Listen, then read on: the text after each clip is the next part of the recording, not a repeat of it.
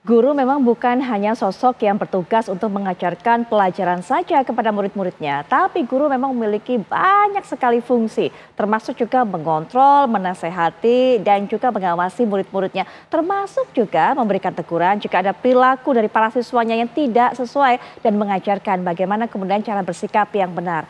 Tapi belakangan ini kalau kita melihat banyak sekali guru yang kemudian dikriminalisasi. Juga Anda bisa lihat ini menjadi salah satu gambar yang kami pilih di belakang kami sebagai background. Stop kriminalisasi guru. Karena ini juga sempat menjadi isu yang hangat yang terjadi di Konawe Selatan beberapa waktu yang lalu. Hal-hal seperti ini kemudian membuat guru berpikir ulang jika harus melakukan tindakan kepada muridnya yang memang sudah di luar batas kewajaran. Bahkan tadi Anda juga sudah melihat beberapa meme ini guru memilih untuk diam ataupun juga mendiamkan murid-muridnya saat ada yang tawuran, saat ada yang tidur di kelas. Sehingga kemudian guru enggan menghukum karena takut dihukum. Apa yang sebenarnya terjadi dan juga bagaimana perlindungan untuk guru ini seharusnya diberikan. Kita lihat terlebih dahulu juga. Ini adalah video-video yang kami kumpulkan ataupun juga meme-meme. Ini sindiran, ini kita lihat bagaimana seorang murid kemudian tidur di kelas, tapi kemudian gurunya juga memilih untuk mendiamkan, tidak menegur, tidak melakukan aksi apapun. Padahal kalau sebenarnya mungkin zaman era saya sekolah begitu, ini guru lumayan banyak sekali yang disebut guru killer. Jadi bukan hanya memberikan tes soal ulangan ujian yang sulit, tapi juga cukup disiplin kepada para muridnya. Nah, ini kita lihat juga ada meme berikutnya. Walaupun ini mungkin sifatnya sindiran ya, artinya tidak terjadi secara realita, tapi ini mungkin bisa menggambarkan apa yang dirasakan oleh para guru. Mau menindak salah, tapi nggak ditindak juga ya, tidak melakukan tugasnya dengan baik. Tapi kalau kemudian ditegur, bisa-bisa malah dimarahi oleh orang tua para siswa ini. Kalau kita lihat memang saat ini banyak sekali intervensi para orang tua terhadap tindakan guru yang ingin memberikan teguran ataupun juga membenarkan ataupun juga mengoreksi sikap yang dilakukan oleh para siswanya. Anda sudah lihat meme-nya tersebut. Nah, untuk bisa memberikan pandangan mengenai hal ini sudah hadir di samping saya ini dua sahabat yang mengaku lama nggak ketemu dan dipertemukan kembali di acara ini dan sudah siap untuk bisa memberikan pandangan-pandangannya. Semoga menggugah kemudian dan juga ini semakin meningkatkan keadilan bagi para guru termasuk juga membuka pola berpikir dari para orang tua. Sudah hadir di samping saya yaitu Mas Dirgantara Wicaksono selaku Ketua Unit Kendali Mutu Sekolah Pasca Sarjana Universitas Muhammadiyah Jakarta. Menariknya kalau kita punya panggilan akrab ini adalah manggilnya Mas Bombom. Selamat malam Mas Bombom. Selamat malam Mbak Putri. Baik. Dan juga sudah hadir di samping saya beliau merupakan Koordinator Nasional Perhimpunan Pendidikan dan Guru yaitu Mas Satriawan Salim. Selamat malam Mas Satriawan. Baik, nah Mas Bombom terlebih dahulu melihat apa yang terjadi sampai kemudian tadi sempat kami tayangkan. Ada guru menegur siswanya karena merokok, malah kemudian dimarahi oleh orang tua siswa tersebut, bahkan diketapel matanya sehingga mendapatkan perawatan. Nah ini kan yang membuat guru akhirnya deg-degan begitu kan. Saya ini guru harusnya melarang, tapi kemudian kalau saya melakukan sesuatu malah saya dilaporkan ke polisi. Mas Bombom. Iya, ini merupakan sebuah pergeseran paradigma yang sangat luar biasa ya, terutama misalnya kalau kita melihat sejarah perkembangan dari transformasi guru melakukan transformasi pedagogik kepada peserta didiknya, kayaknya seperti baru-baru ini ketika era liquid society, percepatan digitalisasi akhirnya mengubah paradigma peserta didik atau anak-anak murid kita saat ini. Kita tahu yang sangat ironis adalah dulu kalau kita selaku murid gitu ya, selaku murid ketika guru memberitahu, menasehati, kita secara sesama patuh tunduk. Dan ketika kita diberikan teguran, terutama teguran baik secara halus ataupun bahkan agak berlebih gitu ya, sang murid tunduk dan hormat kepada sang guru. Tetapi saat ini fenomenanya berubah gitu ya. Fenomena berubah di lapangan yaitu karena eranya viralisasi ya. Proses disipliner itu yang mungkin memang sudah terreduksi menurut saya ya. Karena apa-apa takut viral, memberi hukuman takut viral. Padahal ini adalah sebuah step perbaikan secara holistik untuk change behavior, untuk perubahan perilaku anak menjadi lebih baik.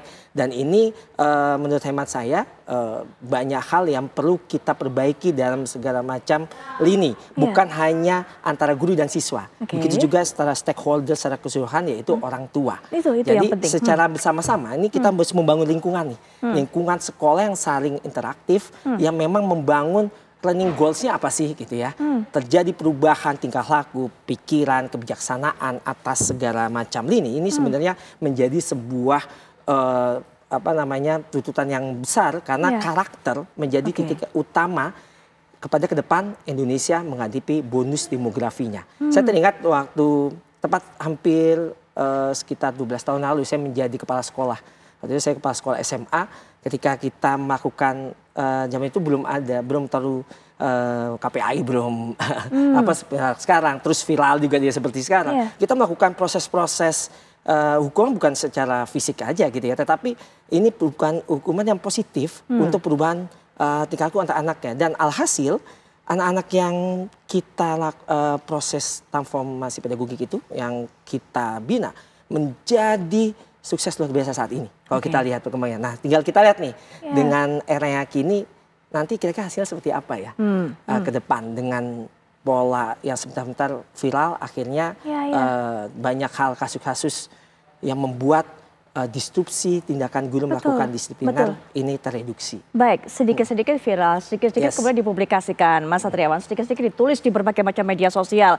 Saya rasa viral di media sosial dan sebagainya memang konsekuensi zaman, begitu kan, dengan kemajuan teknologi. Tapi yang juga harus kita pagari inilah intervensi orang tua rasanya. Bagaimana kemudian orang tua zaman sekarang seperti apa? Apakah memang juga ada pergeseran pola pendidikan juga? Ingin anaknya kemudian dimanja, diperlakukan dengan lembut, atau seperti apa sebenarnya?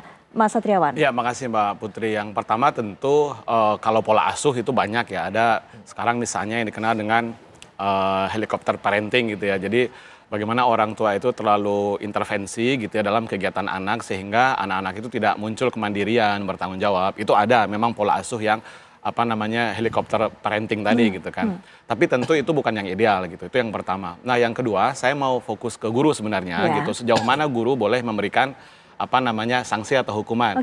Berbicara guru sejauh mana, tentu kita berpedoman wajib kepada Undang-Undang Guru dan Dosen nomor 14 tahun 2005 dan turunannya PP tentang guru ya nomor 74 2008 misalnya. Yang pertama itu dikatakan di pasal 39, guru memang pasal 39 ayat 1, guru memang memiliki kebebasan memberikan sanksi hukuman kepada peserta didik jika melanggar norma kesopanan, kesusilaan dan seterusnya.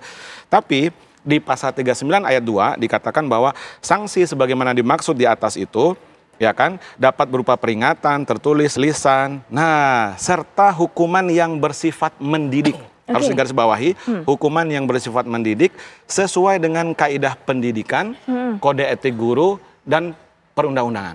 Jadi memberikan hukuman boleh ya kan, tetapi harus sesuai dengan kaidah pendidikan. Nah, pertanyaannya kaidah pendidikan seperti apa? Betul. Ya kan. Nah, kita harus menuju kepada filosofi Ki Hajar Dewantara. Kita banyak lupa. Kita berbicara pendidikan, Ki Hajar selalu yang kita pakai jargonnya aja kan. Tapi kita mungkin nggak baca bukunya. Ki Hajar mengatakan di tahun 1929 bahwa dalam memberikan hukuman kepada anak, satu, ya kan harus selaras dengan kesalahannya. Ki Hajar harusnya ada 3 poin. Maksudnya yang pertama ini tidak boleh misalnya murid itu melakukan kesalahan tetapi diberikan hukuman fisik.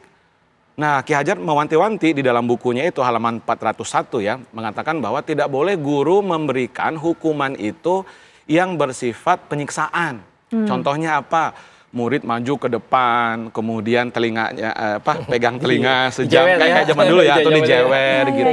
Atau dia salah tulis kemudian disuruh mengulang tulisannya sampai 50-100 kali. Kita dulu waktu SD mungkin begitu ya. Artinya Mbak Putri, praktek-praktek pendidikan kita di kelas yang selama ini mungkin kita asumsikan itu benar, ternyata secara filosofis itu keliru. Ki Hajar mengatakan demikian, tidak boleh mendisiplinkan anak gitu ya, menghukum anak dengan berupa siksaan. Tapi harus selaras dengan kesalahannya apa. Misalnya anak telat. Kalau anak telat jangan disuruh lari kata Ki Hajar. Jangan disuruh push up, apa hubungannya telat dengan lari. Lalu? Tapi kalau dia telat setengah jam kata Ki Hajar, itu berarti konsekuensinya adalah bagi anak tersebut ditambah waktu pelajarannya setengah jam. Jadi teman-temannya pulang misalnya jam 3, dia setengah 4 karena dia untuk menutupi tadi kekurangan jam yang dia tidak dapatkan. Benar nggak? Itu kata Ki Hajar. Cukup fair menurut saya juga. Sangat fair. Walaupun Ki Hajar masih menggunakan diksi hukuman. Dalam terminologi pedagogi yang sekarang disebut sebagai konsekuensi sebenarnya. Karena kalau hukuman tujuannya membuat menyiksa anak yang tidak berkorelasi dengan apa yang dia lakukan. Kemudian bersifat fisik itu hukuman atau sanksi, tapi konsekuensi tidak seperti itu. Nah, yang Ki Hajar katakan sebenarnya itu lebih tepat ke konsekuensi gitu ya. Jadi kalau dia telat ya sudah ditambah jam pelajarannya setengah jam. Jadi dia mendapatkan haknya kata Ki Hajar seperti itu. Tidak boleh memberikan hukuman fisik yang sifatnya penyiksaan. Kenapa? Anak kalau sudah disiksa, dia jadi benci ke gurunya, dia jadi nggak suka terhadap ilmu gitu kan. Itu Ki Hajar tahun 1929 mengatakan ini. Tapi di zaman waktu kita masih kecil, zaman Orde Baru lah gitu ya. Kira-kira kita diberikan sanksi berupa fisik kan, dan itu pembenaran sekarang. Nah, itu satu hal Mbak Putri. Di hal yang lain mungkin kita diskusi yang berikut bahwa guru dalam memberikan sanksi tidak boleh tadi bertentangan dengan kode etik, nggak boleh fisik, itu Ki Hajar dan undang-undang yang bilang. Tetapi orang tua juga tidak boleh mengintervensi terlampau jauh karena sekolah itu punya otoritas. Guru punya otoritas. Itulah makanya undang-undang guru dosen mengatakan guru itu punya 4 jenis perlindungan dalam melaksanakan tugas profesi. Pertama, perlindungan hukum. Itu undang-undang guru dosen yang mengatakan dan PP turunannya ke bawah. Tidak boleh guru diintimidasi, tidak boleh dikriminalisasi, tidak boleh mendapatkan ancaman. Yang kedua, perlindungan profesi. Guru lagi mengajar dan seterusnya. Yang ketiga, perlindungan kesehatan dan keselamatan kerja. Ya kan? Dia harus dijamin kesehatan dan keselamatan kerja. Yang terakhir, hak atas kekayaan intelektual. Nah, dalam konteks kasus ini kita memang harus fair juga melihat bahwa ada dugaan upaya kriminalisasi gitu kan. Tapi ketika guru melakukan kekerasan atau melakukan tanda kutip kata Ki Hajar tadi penyiksaan sebagai hukuman, itu tidak boleh secara pedagogik menurut filosofi Ki Hajar Dewantara. Kalau kita harus memang mengikuti filosofi Ki Hajar Dewantara tadi. Baik, tapi para guru sudah punya pemahaman nggak mengenai ini yang seragam semuanya bukan hanya di kota-kota besar tapi juga di berbagai daerah. Tapi nanti mungkin Mas Satriawan, Mas Bung, kita akan lanjutkan perbincangan kita. Setelah jeda kami juga akan ajak Anda untuk melihat perjalanan bagaimana kasus ini sebenarnya yang dialami oleh seorang guru honorer di Konawe Selatan yang juga bahkan tadi dikatakan ini adalah adanya dugaan kriminalisasi terhadap guru. Sesaat lagi.